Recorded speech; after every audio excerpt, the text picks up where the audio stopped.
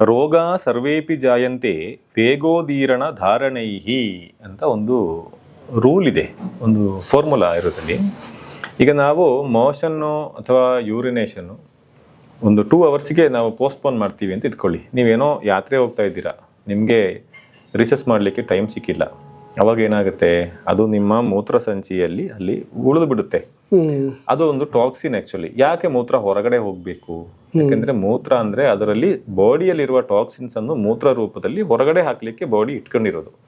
ಅದು ದಿವಸಕ್ಕೆ 1 ಸಲ ಮಾಡಿದ್ರೆ ಸಾಲ ಅನ್ನೋದಕ್ಕೋಸ್ಕರ ನಮ್ಗೆ ಪದೇ ಪದೇ ನಾವು ಮೂತ್ರ ಮಾಡಬೇಕು ಅಂದ್ರೆ, ಈಗ ಒಂದು 2 ಅವರ್ಸ್ ಅಲ್ಲಿ ಒಂದ್ಸಲ, 3 ಅವರ್ಸ್ ಅಲ್ಲಿ ಒಂದ್ಸಲ ಹೊರಗಡೆ ಹಾಕ್ಬೇಕು ಅಂತ ಬಾಡಿಯ ಒಂದು ಇದದು.